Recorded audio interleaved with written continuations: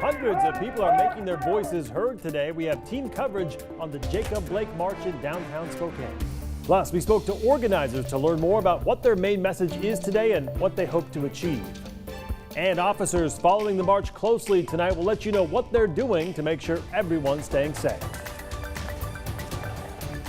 Nationwide protests continued through the weekend from Sacramento to Kenosha, Wisconsin over the police shooting of Jacob Blake, a black man shot 7 times in the back and left paralyzed. No justice, no peace. No justice, no peace. Locally, protesters gathering in downtown Spokane today to march in support of the nationwide call to action.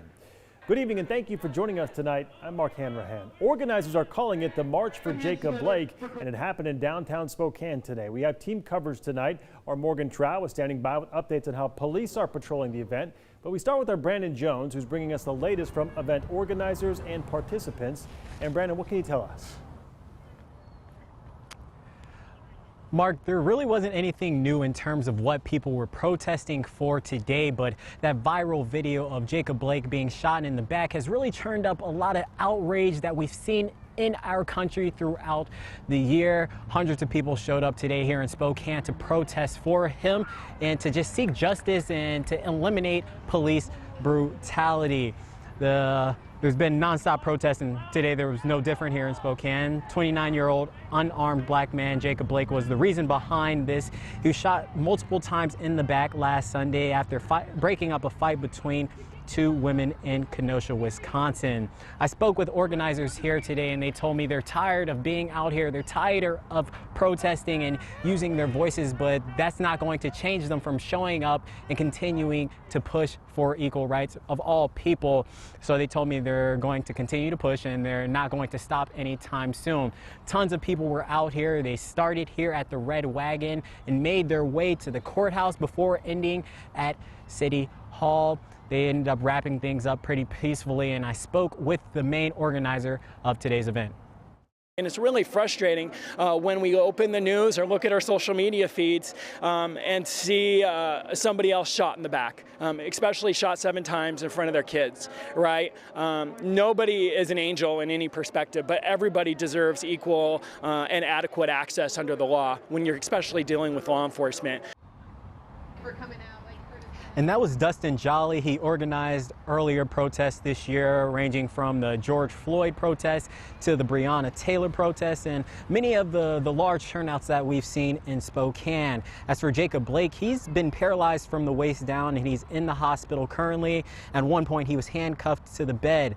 Family members of his spoke in D.C. yesterday for the 57th anniversary of the March on Washington, and there's been a large outbreak from this situation. Earlier the week, professional athletes began boycotting their events just to bring a point to this and to continue to push for justice for people who may be on the receiving end of police brutality. As you can see behind me, things are a lot more calm here right now at the Red Wagon. Most of the protesters have begun to make their way home. But as far as the whole protest, like I said, they don't have any plans of stopping anytime soon, and they want to see change happen not only in Spokane but across the country. Live from downtown Spokane, Brandon Jones, KREM 2 News. All right, Brandon, thank you very much. And today's event was a planned march, so authorities were prepared today. Let's get to our Morgan Trow now. She's live downtown as well with more on how officers managed the event today. Morgan? Yeah, I got the chance to catch up with Terry Pruniger. He is the Spokane police chief. So he told me that today's been pretty peaceful with only a couple of verbal arguments. And he's being cautious because anything can happen today, as it is the busiest Sunday that we've had since May.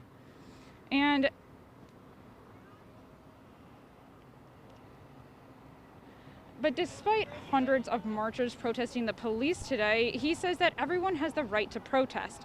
And he and his team are being supported by plenty of officers to help keep everyone's First Amendment safe. This is our job. We took an oath. We are going to protect you whether you like us or not. So we will stay down here and do what we're supposed to do. You've seen the different uniforms out on bikes, and you've seen the people out working traffic. And then beyond them, we have different layers of people in plainclothes and in uniform and specialty units.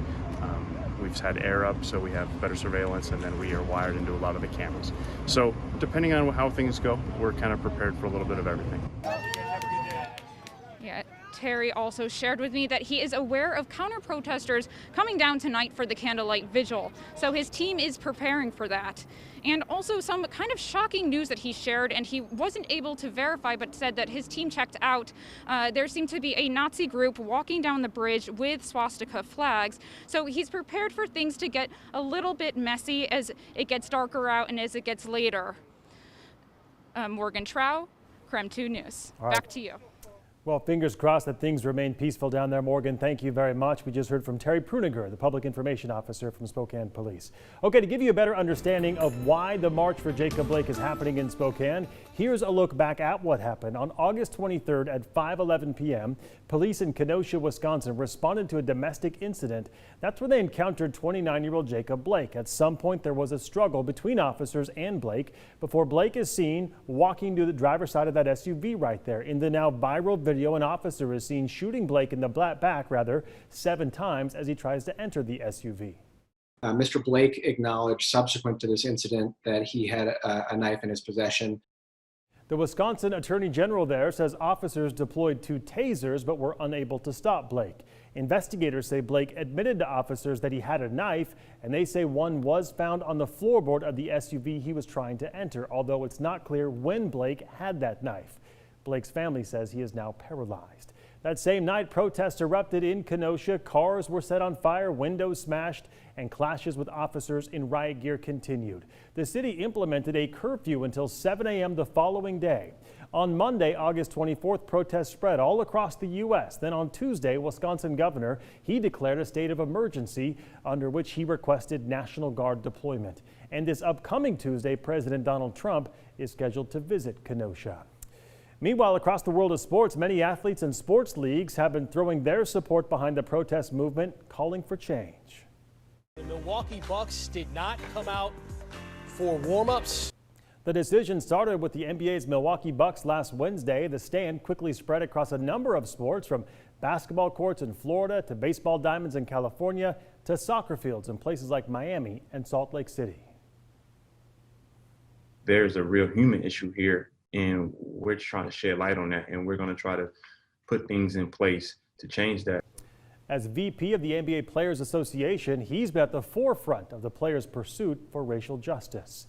For more information on the Jacob Blake March today, just text the word MARCH to 509-448-2000 and we'll send a link directly to your phone. We'll also have more updates on KREM 2 News throughout our newscasts and on social media.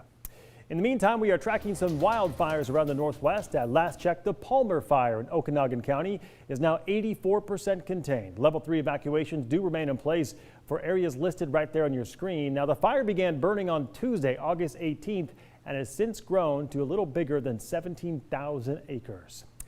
And with that, time now for a check of the forecast. Meteorologist Michelle Boss joining us. Michelle, a little cooler this weekend, but the heat returns, I guess, shortly. Yeah, that's right. I know a lot of folks are enjoying these cooler temperatures, maybe giving the AC, the fans a little bit of a break and looking forward to some of those crisper mornings. But, you know, we still have some summer heat in the forecast for that first week of September. Outside today, though, a little bit cooler than average. We have a lot of low 70s in the Spokane area, all the way up through North Idaho. It's been a little bit warmer across the central part of the state, upper 70s and lower 80s. We'll enjoy similar temperatures for one more day, and then things will heat up again. But the cooler temperatures tomorrow might be an effect of a little bit more cloud cover, though we had plenty of sunshine today. Looking to our northwest, you can see some clouds starting to thicken up and move in, and even some rain on the radar. We do have a chance for some showers tonight and early tomorrow morning. Yesterday, the air quality was a little bit deteriorated because of a lot of dust being kicked around, but it has returned to the good category today with some lighter winds. Those clouds will be thickening up this evening and overnight. Again, a slight chance of rain overnight and tomorrow morning, but we're looking at cooler temperatures tomorrow afternoon as we clear out 75 degrees and then back into the 80s for Tuesday and Wednesday with full sunshine. Mark? All right, sounds good, Michelle. Thank you very much.